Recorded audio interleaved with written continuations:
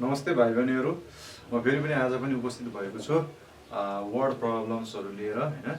हामी अल्जेब्राको वर्ड प्रब्लममा छौँ जसलाई चाहिँ हामी क्वेसन बनाएर चाहिँ सल्भ गर्न सक्छौँ। अब मैले योभन्दा अगाडिको भिडियोहरूमा पनि भनिसकेँ, यो वर्ड प्रब्लममा चाहिँ यो त्यो भन्ने कुरै हुँदैन। जुनसुकै फिल्डबाट पनि क्वेसनहरू एजेसबाट पनि क्वेसन सोध्न सक्छ।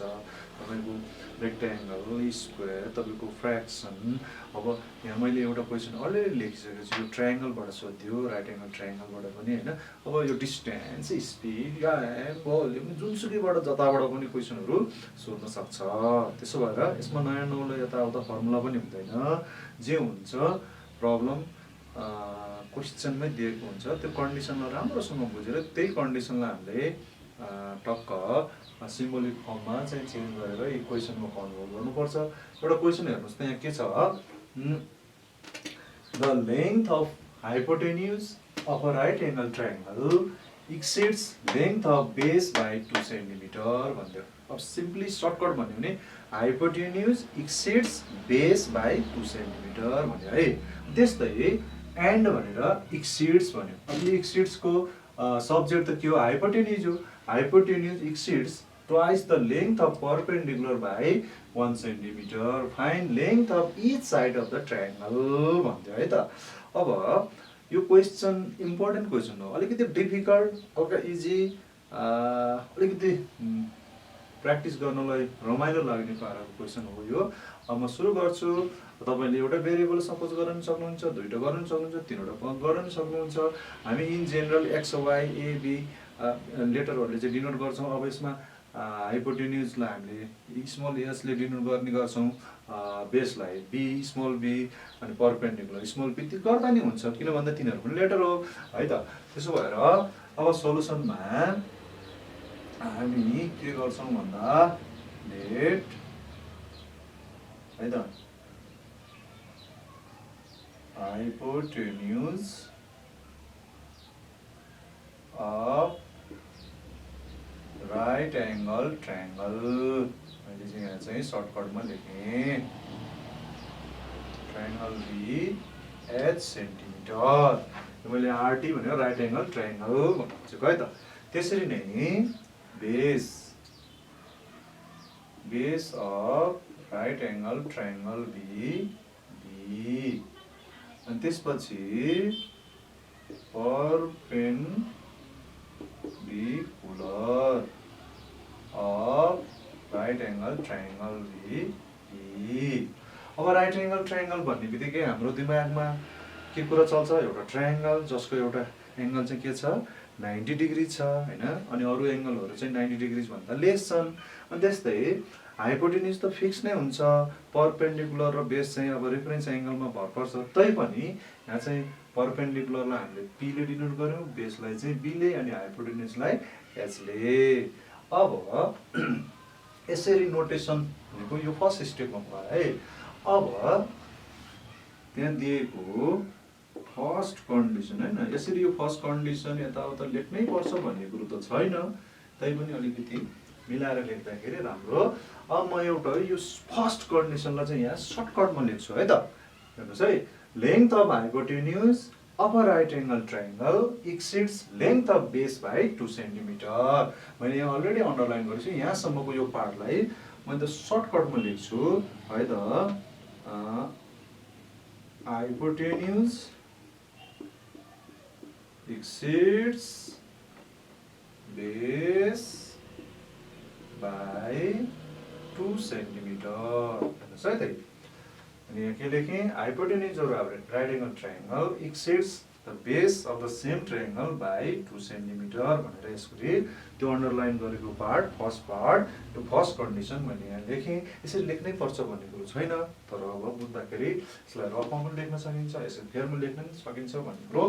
अब हेर्नुहोस् है त, यो क्वेसनमा यसको मिनिङ, यो वर्डको मिनिङ हामीले बुझ्न सकेनौँ भने यो क्वेसनै सल्भ गर्न सकिएन। भनेपछि भोकाबुलरीमा पनि अलिकति ध्यान दिनुपर्ने भयो। यसको मिनिङ के होला त? अब भाइ बहिनीहरूले बुझ्नुपर्ने कुरा, यो एक्सिड्सको मिनिङ चाहिँ के हो त होइन। अब म्याथमेटिक्समा सिम्पली बुझ्दाखेरि एक्सिड्स भनेको चाहिँ इज मोर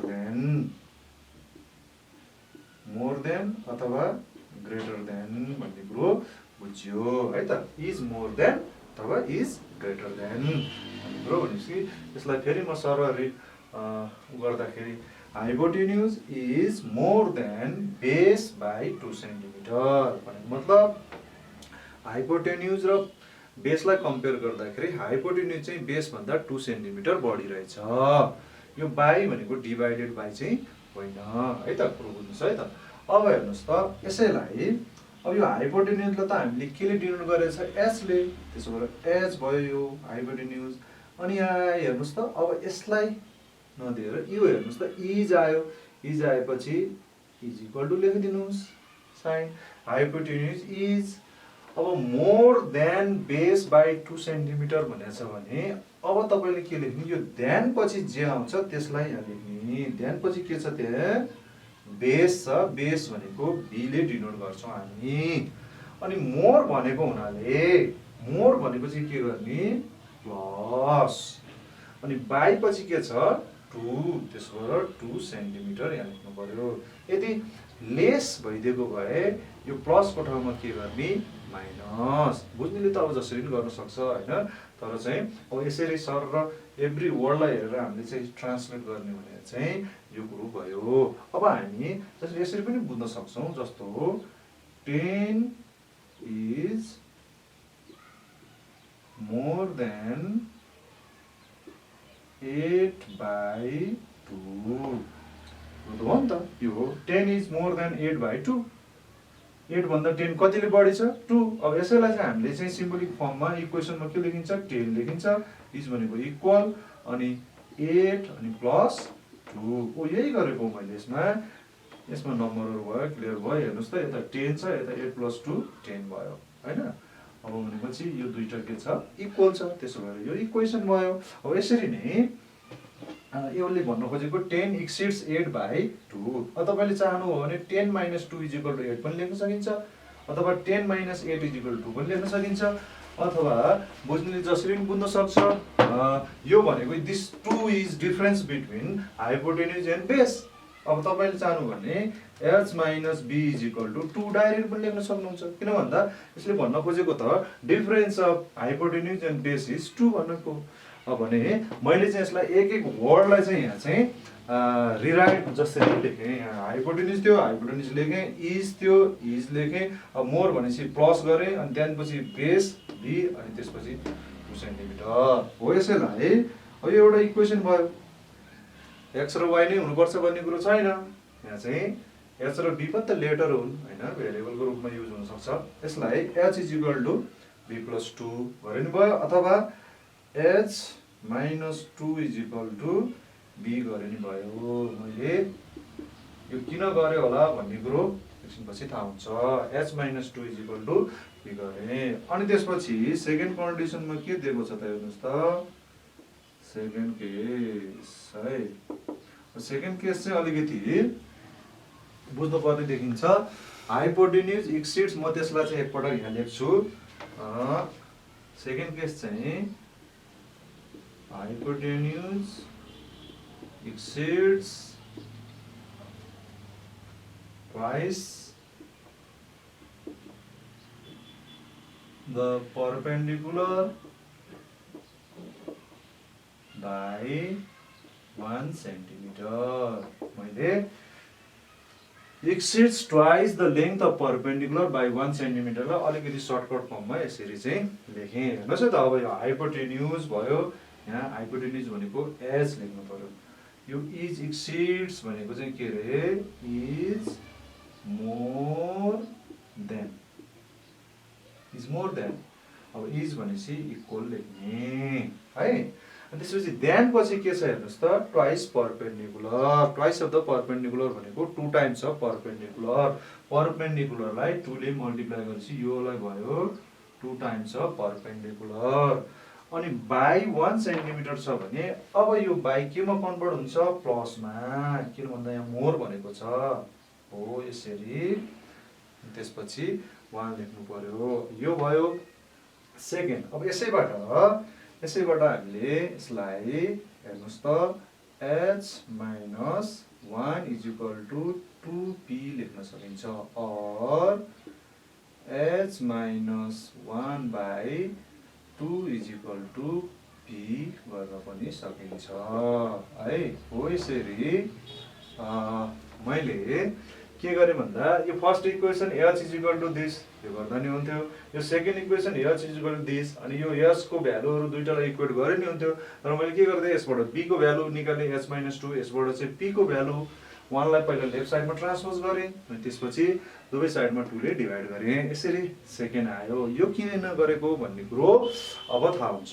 अब हेर्नुस् त यहाँ हेर्नुस् त कतिवटा भेरिएबलहरु छ h b p तीनवटा अननोन छ, हाइपोटेन्युज परपेन्डिकुलर र बेस तीनवटा अननोन छ भने हामीलाई तीनवटा इक्वेसन चाहिन्छ। तर यहाँ हामीसित कतिवटा इक्वेसन भयो, दुईटा मात्रै भयो। अब हामीलाई थर्ड इक्वेसन चाहियो।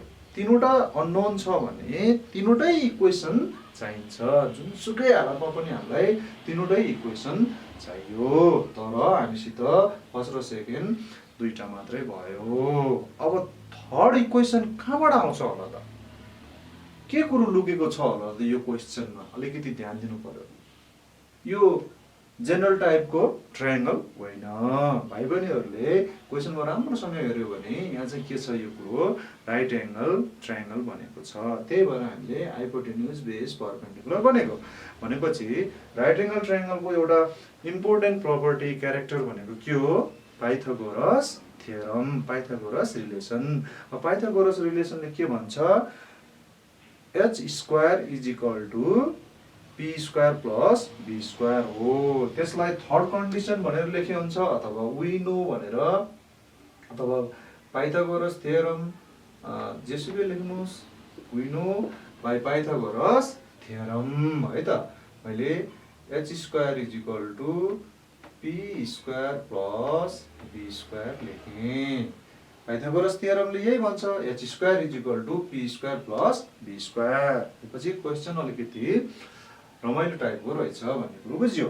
अब हेर्नुस् त, अब म के गर्छु, यो p र b को भ्यालु यहाँ चाहिँ b is equal to यहाँ चाहिँ p is equal to अब डाइरेक्ट यसमा राख्दै हुन्छ भ्यालुहरु हैन। भनेपछि from first and second putting values of p and b in this Pythagoras relation है। अथवा यसलाई हामीले थर्ड मान्दा पनि केही फरक परेन है। त्यसपछि लेखिदिने putting values of b and p from first and second in third।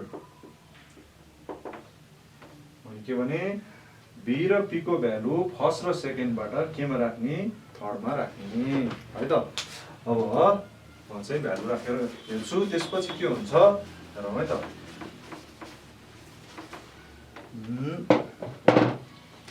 हामीसँग इक्वेसन के छ?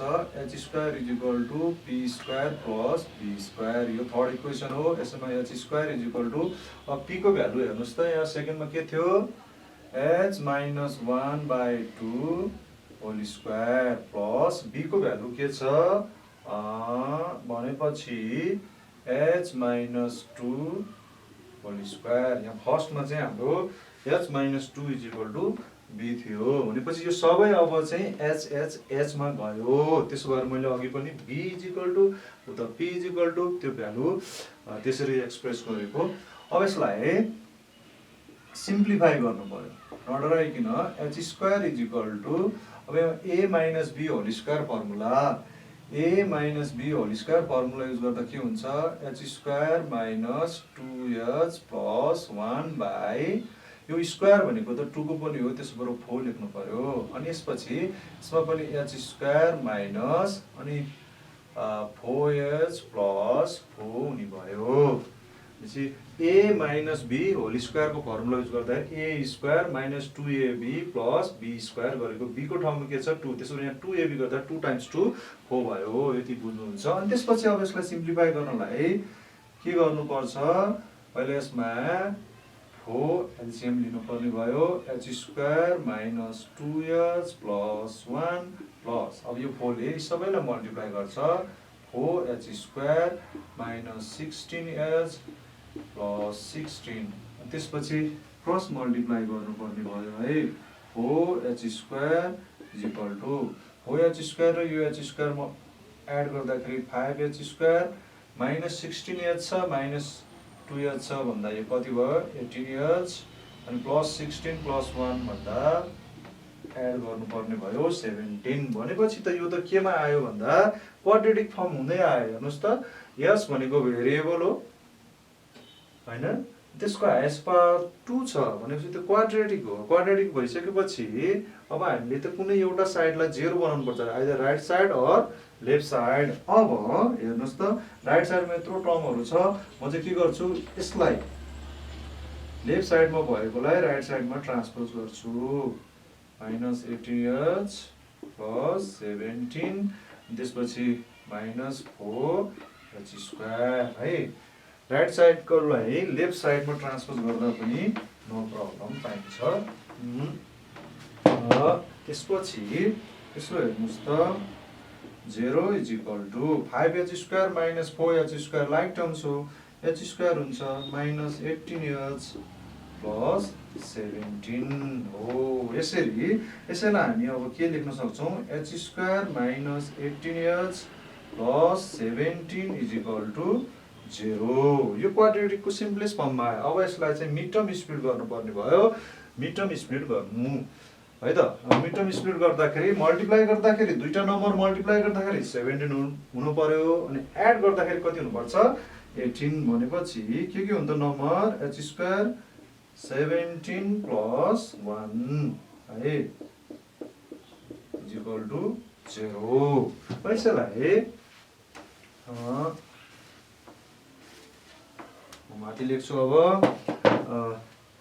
और h² - 17h - 1h + 17 = 0 यो फर्स्ट टुबाट h कमन लिनुस् h - 17 सेकेन्ड टुबाट अब 1 कमन लिनुस् h minus times plus minus 17 = 0 और h - 17 फेरि कमन लिनु पर्ने भयो अनि त्यसपछि h - 1 = 0 either h - 17 = 0 or h - 1 = 0 यो फर्स्ट बाट आउने भयो h को भ्यालु 17 सेन्टिमिटर यो सेकेन्ड बाट आउने भयो h = 1 सेन्टिमिटर अब हेर्नुस् है त भाइ बहिनीहरु h को भ्यालु आइसकेपछि अब हामीले त सबै लेन्थहरुको चाहिँ सबै साइडहरुको लेन्थ निकाल्नु पर्छ त्यसले चाहिँ find length of each side of the triangle भनेको छ अब h आयो h को भ्यालु दुईटा आयो अब कहिलेकाहीँ दुईटै करेक्ट हुन सक्छ कहिलेकाहीँ यो दुईटा मध्ये कुनै एउटा मात्र एप्रोप्रिएट हुन सक्छ अब यसो हेर्दाखेरि त 17 र 1 मा 1 लाई चाहिँ हामीले चाहिँ 1 चाहिँ हाइपोटेन्युज नहुन सक्छ त्यही पनि हेरौँ एकपटक कसरी कुन आधारमा चाहिँ नहुन सक्छ रिजन सहित है त्यसपछि अब यहाँ म चाहिँ when h = 17 from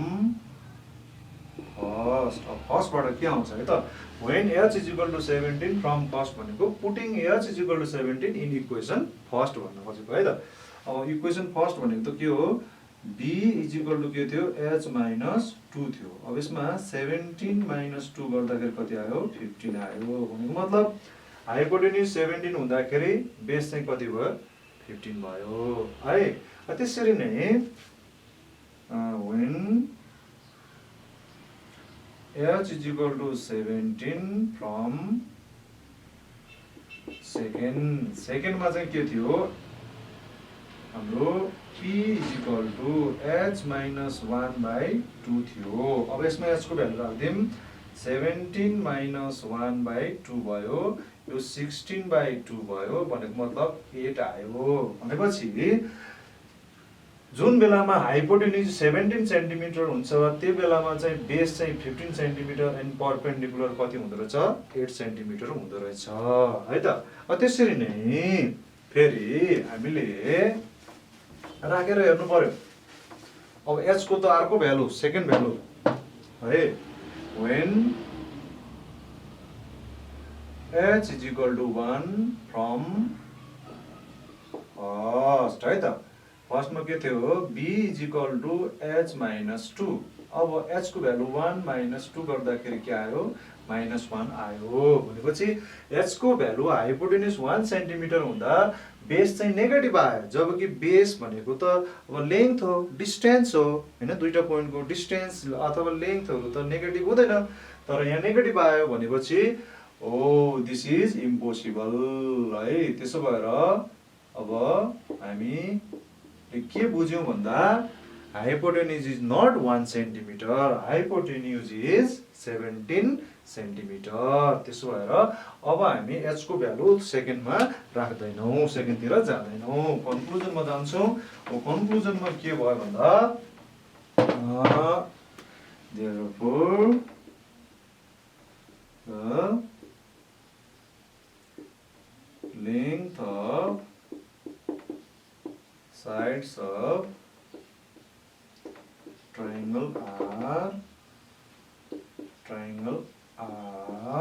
के भयो त हाइपोटेन्युस कति भयो 17 अब सेन्टिमिटर लेख्नु पर्यो युनिट अनि त्यसपछि बेस के भयो 15 त्यसो गरेर 15 सेन्टिमिटर एन्ड परपेन्डिकुलर के थियो 8 त्यसो गरेर 8 सेन्टिमिटर रेस्पेक्टिभली भनेर यसरी कन्क्लुजन लेख्छौं। अथवा तपाईले hypotenuse 17 centimetre base is 15 centimetre perpendicular 8 centimetre भनेर लेख्न पनि सकिन्छ। तर यो केसमा जुन h इज इक्वल टु 1 केसमा हामी जानु भएन किन भन्दा यहाँ चाहिँ बेसको भ्यालु नेगेटिभ आयो है त। यो भनेपछि यो क्वेशन अलिकति भने मतलब रमाइलो टाइपको रहेछ भन्ने कुरो बुझ्नु पर्यो।